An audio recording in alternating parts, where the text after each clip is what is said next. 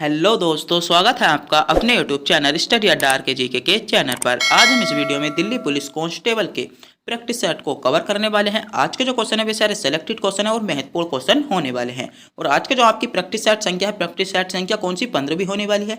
अगर आपने भी इससे पहले प्रैक्टिस सेट नहीं देखे हैं तो डिस्क्रिप्शन में आपका उनका लिंक मिल जाएगा, तो वहां से जाकर आप वीडियो को देख सकते हैं। तो बिना देरी के और टाइम गवाए करते हैं वीडियो को स्टार्ट।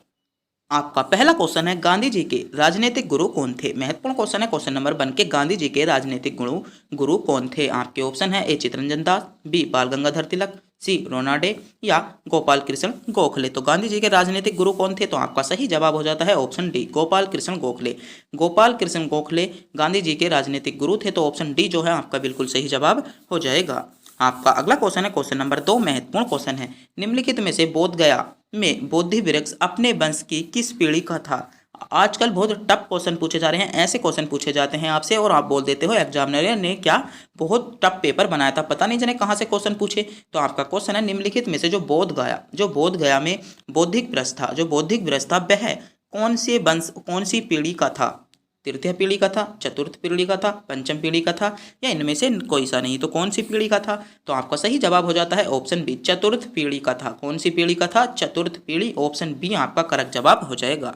अगर आपने भी अभी तक हमारे चैनल को सब्सक्राइब नहीं किया है तो चैनल को सब्सक्राइब और वीडियो को भी लाइक जरूर कर लें, जिससे कि हमारी आने वाली वीडियो का नोटिफिकेशन आपको मिलता रहे। आपका अगला क्वेश्चन है, ग्रांड ट्रंक रोड या ग्रांड ट्रक सड़क की योजना किसने बनवाई थी, या ग्रांड ट्रक जो रोड थी वह किसने बनवाई थी। आपके ऑप्शन है ए चंद्रगुप्त ने, बी शेरशाह सूरी ने, अकबर ने या लॉर्ड कर्जन ने। तो किसने बनाई थी, जल्दी से जल्दी कमेंट बॉक्स में बताइएगा कि ग्रांड ट्रंक रोड किसने बनवाई थी। तो किसने बनाई थी, आपका सही जवाब हो जाता है ऑप्शन बी शेरशाह सूरी ने। किसने बनवाई थी, शेरशाह सूरी ने बनवाई थी। तो ऑप्शन बी आपका जो है बिल्कुल सही जवाब हो जाएगा।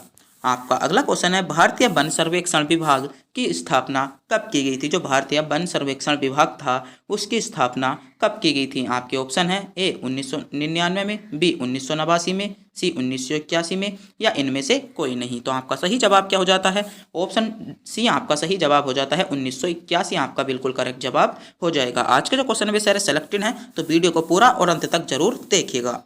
आपका अगला क्वेश्चन है, बिहार में सर्वप्रथम आने वाला अंग्रेज यात्री कौन था। बिहार में सर्वप्रथम आने वाला अंग्रेज यात्री कौन था। आपके ऑप्शन है ए पीटर मुंडरी, बी विश्व हरिवर, सी जॉन्स मार्शल या राफल फ्रिज। तो कौन था, तो आपका करेक्ट जवाब क्या हो जाता है, ऑप्शन डी आपका बिल्कुल सही जवाब हो जाएगा। क्या, ऑप्शन डी आपका करेक्ट जवाब हो जाता है। आपका अगला क्वेश्चन है, निम्नलिखित में से कौन सी नदी यमुना की सहायक नदी नहीं है। निम्नलिखित में से कौन सी नदी यमुना की सहायक नदी कौन नहीं है। आपके ऑप्शन है ए केन, बी बेतवा, सी चंबल या तवा। तो कौन सी नदी यमुना की सहायक नदी नहीं है, जल्दी से जल्दी बताइएगा, कमेंट बॉक्स में बताना ना भूलें।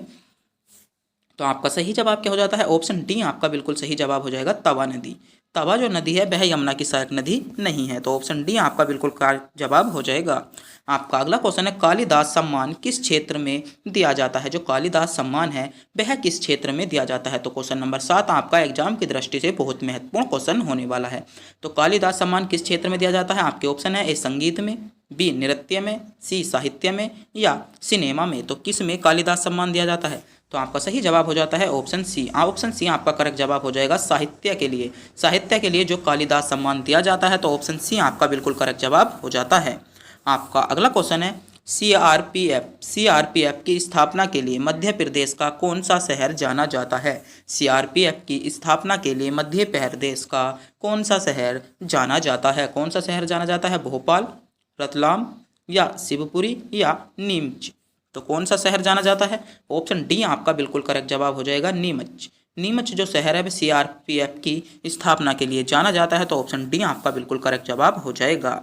आपका अगला क्वेश्चन है, पुष्प की अभिलाषा के लेखक कौन है। क्वेश्चन नंबर 9 महत्वपूर्ण क्वेश्चन है और इसका क्वेश्चन का जवाब अधिकतर बच्चों को पता भी होता है कि पुष्प की अभिलाषा के लेखक कौन है। आपके ऑप्शन है ए हरिशंकर हरिपाई साई या माखनलाल चतुर्वेदी या हजारी प्रसाद द्विवेदी, मैथिली गुप्त शरण। तो इस क्वेश्चन का जवाब जो है आपको कमेंट बॉक्स में बताना होगा। आपका अगला क्वेश्चन है, एशियाई खेलों में स्वर्ण पदक प्राप्त करने वाली पहली भारतीय महिला कौन थी। एशियाई खेलों में स्वर्ण पदक प्राप्त करने वाली भारत की पहली महिला कौन थी। तो कौन थी, कमलजीत सूद। कौन थी? कमलजीत सिंधु थी। तो ऑप्शन ए आपका जो है, ऑप्शन ए आपका करेक्ट जवाब हो जाता है। क्या? ऑप्शन ए आपका करेक्ट जवाब हो जाता है। आपका अगला क्वेश्चन है, भारत में प्रथम महिला प्रधानमंत्री कौन बनी? जो भारत की प्रथम महिला प्रधानमंत्री थी वह कौन थी? तो इसका जवाब आपको कमेंट बॉक्स में बताना होगा। क्वेश्चन नंबर 11 आपको टेस्ट के रूप में दिया गया है। अधिकतर बच्चे बोल रहे थे कि सर हम एक टेस्ट के रूप में एक ना एक क्वेश्चन हर वीडियो में दिए जाएगा। तो हम आपको जो क्वेश्चन क्या है कि भारत के प्रथम महिला राष्ट्र प्रधानमंत्री कौन थी और महिला राष्ट्रपति कौन थी? तो इन दोनों को ही आपको क्या बताना है? कमेंट बॉक्स में बताना होगा। और आपको यह भी बताना होगा कि वर्तमान में भारत के राष्ट्रपति कौन है। आपका अगला क्वेश्चन है, भारत का सबसे बड़ा राज्य कौन सा है? भारत का सबसे बड़ा राज्य कौन सा है? तो भारत का सबसे बड़ा राज्य कौन सा हो जाता है? राजस्थान। क्षेत्रफल की दृष्टि से सबसे बड़ा राज्य कौन सा है? राजस्थान है। और जनसंख्या की दृष्टि से सबसे बड़ा राज्य कौन सा है? उत्तर प्रदेश है। क्या? जनसंख्या की दृष्टि से सबसे बड़ा राज्य उत्तर प्रदेश और क्षेत्रफल की दृष्टि से सबसे बड़ा राज्य क्या है? राजस्थान है। तो अधिकतर बच्चे यहाँ पर कंफ्यूज हो गए होंगे कि क्वेश्चन में पूछा गया है सबसे बड़ा राज्य कौन सा है। तो सबसे बड़ा राज्य आपको क्या लगाना है? राजस्थान लगाना है। अगर वहां पर जनसंख्या का जिक्र हो जाए तो क्या लगाना है? उत्तर प्रदेश लगाना है। आपका अगला क्वेश्चन है, भारत का सबसे बड़ा बंदरगाह कौन सा है? भारत का सबसे बड़ा बंदरगाह कौन सा है? तो मुंबई बंदरगाह जो है, मुंबई बंदरगाह जो है भारत का सबसे बड़ा बंदरगाह है। अधिकतर बच्चे यहाँ पर कलकत्ता लगाते हैं, जो कि बिल्कुल गलत हो जाएगा। क्या? कोलकाता अधिकतर बच्चे लगाते हैं। मुंबई बंदरगाह आपका सबसे बड़ा बंदरगाह है। आपका अगला क्वेश्चन है, सियाचिन ग्लेशियर भारत के किस राज्य में स्थित है? क्वेश्चन नंबर 14 आपका बहुत ही महत्वपूर्ण क्वेश्चन होने वाला है। इस क्वेश्चन को आप नोट कर लेंगे कि भारत का जो जो ग्लेशियर है वह किस राज्य में स्थित है? तो किस राज्य में स्थित है? जम्मू कश्मीर में स्थित है। तो ऑप्शन सी आपका सही जवाब हो जाता है। कहाँ पर स्थित है? जम्मू कश्मीर में स्थित है। आपका अगला क्वेश्चन है, भारत में के किस प्रदेश की सीमा 3 देशों नेपाल, भूटान और चीन से लगती है? तो यहाँ पर आपको माइंड में क्या, आपके माइंड में भारत का मैप आ जाना चाहिए कि नेपाल कहाँ पर है, भूटान कहाँ पर है और चीन कहाँ पर है। तो थोड़े से हम मैप के माध्यम से समझा दें कि ये भारत का मैप है। क्या है? यहाँ पर क्या है? उत्तर प्रदेश से ऊपर आपका क्या है? नेपाल है। और यहाँ पर क्या आ जाता है? भूटान आ जाता है। और यहाँ पर क्या आ जाता है? ये सारा स्थान कौन सा है? चीन का स्थान है। कौन सा? चीन और तिब्बत वाला स्थान है, क्योंकि जो तिब्बत का स्थान है वह भी अब किसके कब्जे में है? चीन के कब्जे में। तो आपको बताना होगा कि यहाँ पर कौन सा राज्य है। तो किस राज्य की सीमा तीनों देशों के साथ लगती है? तो किस राज्य की सीमा तीनों देशों के साथ लगती है? सिक्किम की सीमा तीनों देशों के साथ लगती है। तो ऑप्शन डी आपका करेक्ट जवाब हो जाएगा। जो पश्चिम बंगाल है, पश्चिम बंगाल की भूटान और किसके साथ लग जाती है? चीन के साथ लग जाती है। अरुणाचल प्रदेश की किसके साथ लग जाती है? चीन, म्यांमार और यहाँ के जो देश हैं बर्मा और इनके साथ लग जाती है। किनके साथ लग जाती है? इनके साथ लग जाती है। और मेघालय का तो आपको पता ही होगा। तो आपको क्या ध्यान रखना है? जो नेपाल, भूटान और चीन के साथ किसकी सीमा लगती है? तो सिक्किम। आपका अगला क्वेश्चन है, शिमला समझौता हुआ था। जो शिमला समझौता था वह किस देशों के बीच हुआ था? तो किस देशों के बीच शिमला समझौता हुआ था?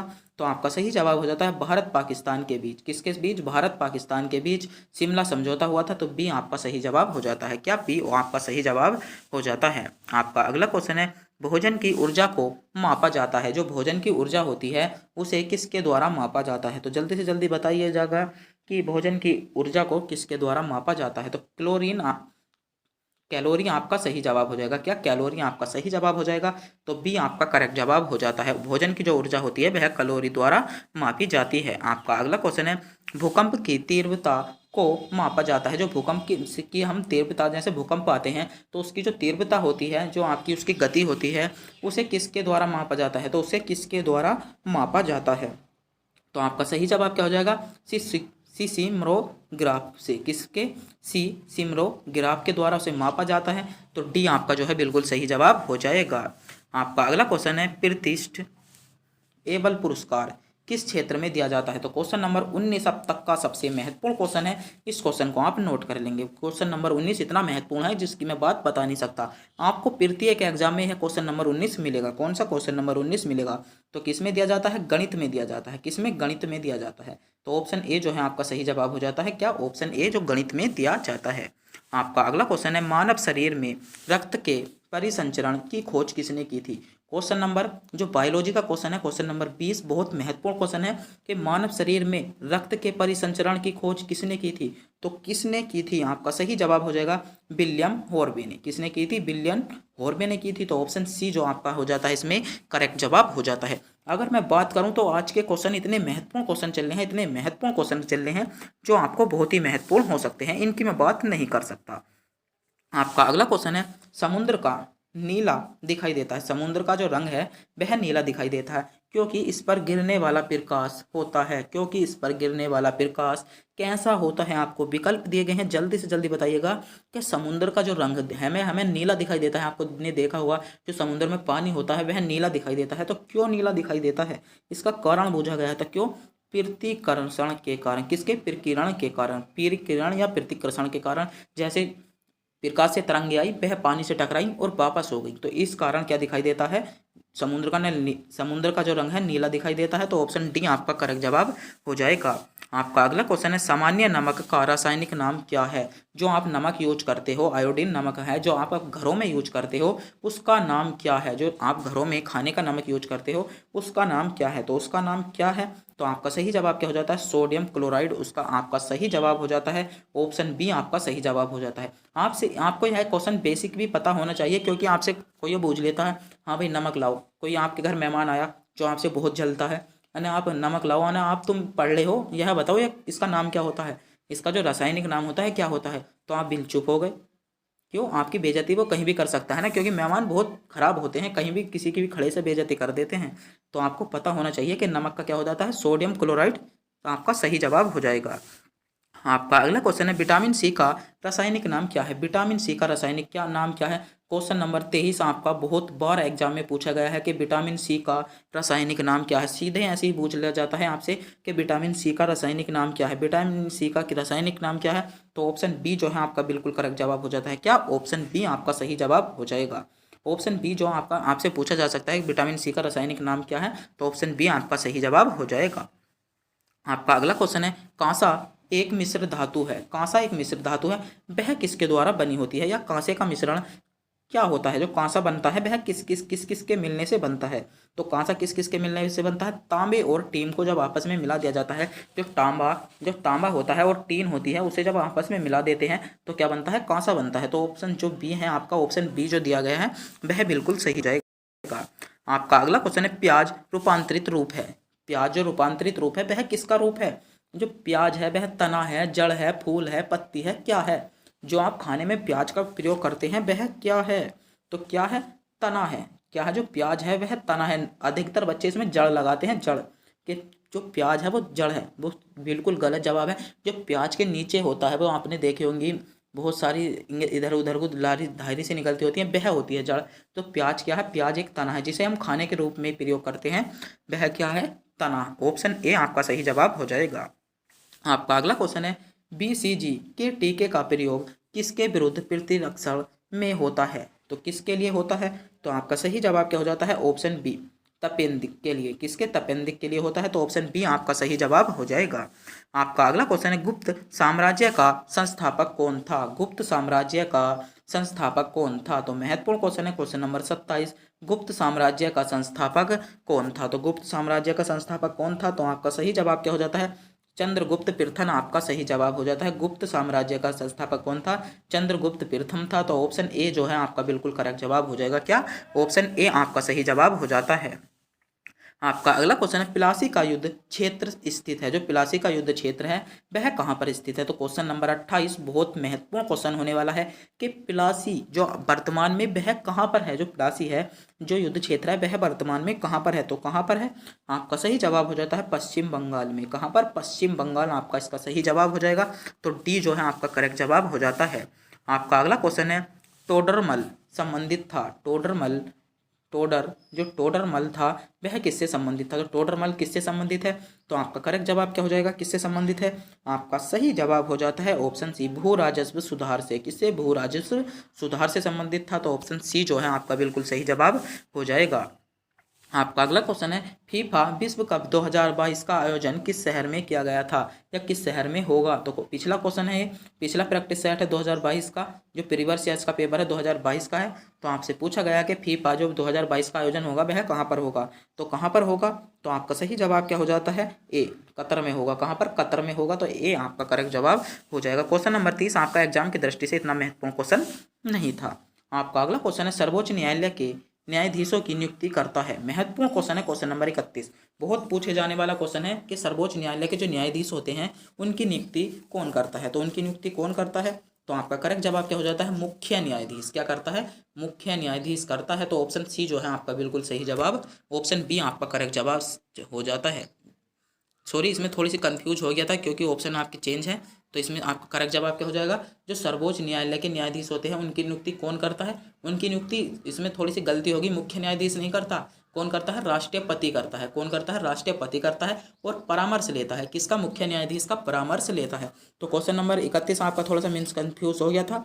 आपका इसमें सही जवाब क्या हो जाएगा, जो सर्वोच्च न्यायालय के मुख्य न्यायाधीश होते हैं, जो सर्वोच्च न्यायालय का न्यायाधीश होते हैं उनकी नियुक्ति राष्ट्रपति द्वारा की जाती है, और किसके परामर्श लेता है, किसका, मुख्य न्यायाधीश का परामर्श लेता है। तो थोड़ा सा ये क्वेश्चन गलत हो गया था 31, इसे आप सही कर लेना, क्या राष्ट्रपति करता है। बोलने में थोड़ी दिक्कत हो जाती है तो घबराने की कोई बात नहीं। क्या करता है, राष्ट्रपति मुख्य जो न्यायाधीश होते हैं उनकी नियुक्ति करता है। आपका अगला क्वेश्चन है, भारत की परमाणु कमान किसके हाथ में थी, जो भारत की परमाणु कमान थी वह किसके हाथ में है। तो किसके हाथ में परमाणु कमान होती है, तो आपका करेक्ट जवाब क्या हो जाता है, राष्ट्रपति के। किसके हाथ में होती है, आपका सही जवाब क्या हो जाता है, राष्ट्रपति के हाथ में परमाणु कमान होती है।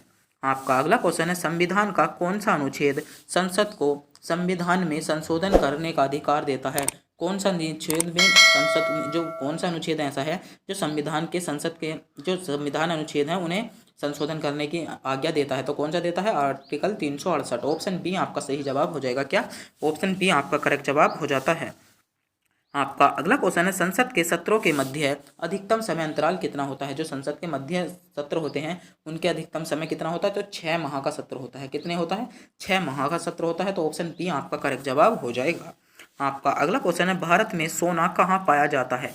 भारत में सोना कहाँ पाया जाता है, यह बेवाला सोना नहीं कि चारपाई पर सो गए, यह बोला है सोना, गोल्ड। गोल्ड कहाँ पर पाया जाता है, तो भारत में जो सर्वाधिक मात्रा में कहाँ पर पाया जाता है, तो कोलार में, कर्नाटक में जो है वह सर्वाधिक सोना पाया जाता है। तो ऑप्शन ए आपका बिल्कुल सही जवाब हो जाएगा।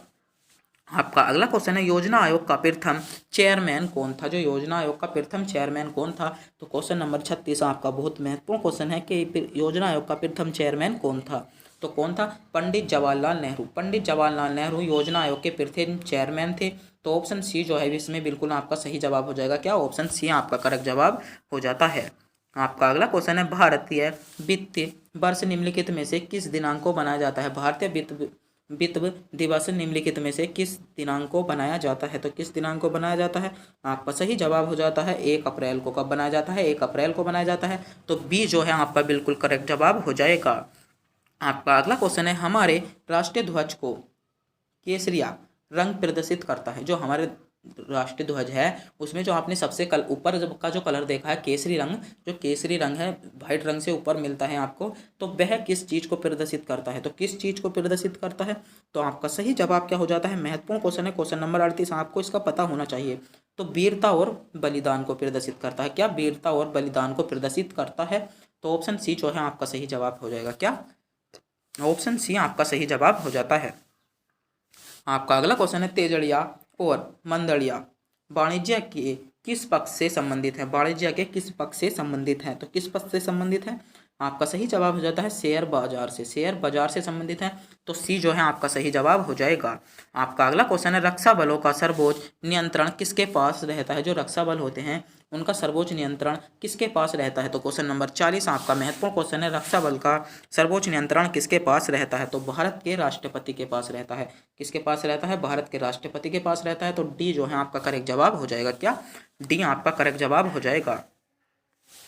आपका अगला क्वेश्चन है, इकोलॉजी अध्ययन है। जो इकोलॉजी किसका अध्ययन होता है, इकोलॉजी के माध्यम से किसका अध्ययन करते हैं हम। तो इकोलॉजी के माध्यम से किसका अध्ययन करते हैं, पर्यावरण का। किसका करते हैं, पर्यावरण का करते हैं। तो ऑप्शन डी आपका जो है बिल्कुल सही जवाब हो जाएगा। आपका अगला क्वेश्चन है, क्लोरोफ्लोरो कार्बन पर्यावरण के लिए हानिकारक सिद्ध हुआ है क्योंकि क्या जो क्लोरोफ्लोरो है वह पर्यावरण के कारण बहुत हानिकारक सिद्ध हुआ है। क्योंकि को आपका जवाब बताना होगा। क्योंकि बे ओजोन परत का अपक्षय करता है। क्या अपक्षय मतलब क्षय, अपक्षय करता है मतलब जो ओजोन परत है हमारी, जो हमारी ओजोन परत है उसे क्षय करता है, मतलब उसमें छिद्र करता है। कौन करता है, क्लोरोफ्लोरोकार्बन।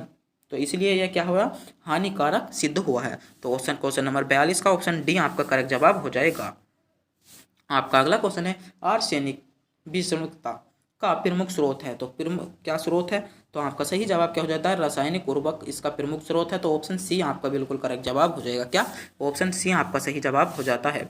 आपका अगला क्वेश्चन है, भारतीय संविधान में गणतंत्र की अवधारणा कहाँ से ली गई थी। जो भारतीय संविधान है उसमें जो हमारे देश में गणतंत्र है उसकी अवधारणा कहाँ से ली गई थी। तो उसकी अवधारणा कहाँ से ली गई थी, तो फ्रांस से ली गई थी। कहाँ से ली गई थी, फ्रांस से ली गई थी। तो ऑप्शन बी आपका सही जवाब हो जाएगा कि जो भारतीय संविधान में गणतंत्र की अवधारणा ली गई थी वह कहाँ से ली गई थी, फ्रांस से ली गई थी। और आपसे यहाँ से भारतीय संविधान में एक क्वेश्चन और बनता है कि भारतीय संविधान में संसदीय प्रणाली कहाँ से ली गई।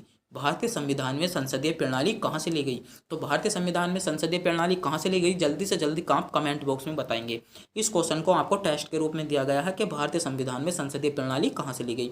तो जल्दी से जल्दी इस क्वेश्चन को आपको टेस्ट कमेंट बॉक्स में बताना होगा। आपका अगला क्वेश्चन है, हड़प्पा सभ्यता का केंद्र स्थल किस क्षेत्र के निकट स्थित है। जो हड़प्पा सभ्यता थी, जो सिंधु घाटी, जिसे हम सिंधु घाटी सभ्यता के नाम से भी जानते हैं, हड़प्पा सभ्यता को, उसका केंद्र स्थल कहाँ स्थित है। तो उसका केंद्र स्थल कहाँ पर स्थित है, आपका सही जवाब हो जाता है सिंधु नदी पर। कहाँ पर स्थित है, सिंधु नदी पर स्थित है। तो ऑप्शन सी आपका सही जवाब हो जाएगा। ऑप्शन सी आपका सही जवाब हो जाएगा। आपका अगला क्वेश्चन है, ताजमहल की याद में बनवाया गया था। जो ताजमहल है वह किसकी याद में बनवाया गया था। तो क्वेश्चन नंबर 46 महत्वपूर्ण क्वेश्चन है, जल्दी से बताइएगा। इस क्वेश्चन का जवाब अधिकतर बच्चों को पता होता है कि ताजमहल किसकी याद में बनवाया गया था। तो जल्दी से जल्दी कमेंट बॉक्स में बताइएगा कि ताजमहल किसकी याद में बनवाया गया था। आपका अगला क्वेश्चन है, भारत का प्रथम मुख्य सूचना आयुक्त कौन था। जो भारत का प्रथम मुख्य सूचना आयुक्त था वह कौन था। तो कौन था, तो आपका सही जवाब हो जाता है सत्येंद्र मिश्रा। कौन था, सत्येंद्र मिश्रा था। तो ऑप्शन बी आपका बिल्कुल करेक्ट जवाब हो जाएगा। आपका अगला क्वेश्चन है, बोम्बिया यला देवी संबंधी है, देवी किससे संबंधित है। तो देवी किससे संबंधित है, आपका सही जवाब हो जाता है तीरंदाजी से। तो ऑप्शन बी आपका करेक्ट जवाब हो जाएगा। किससे संबंधित है, तीरंदाजी से संबंधित है। तो बी जो है आपका बिल्कुल करेक्ट जवाब हो जाता है।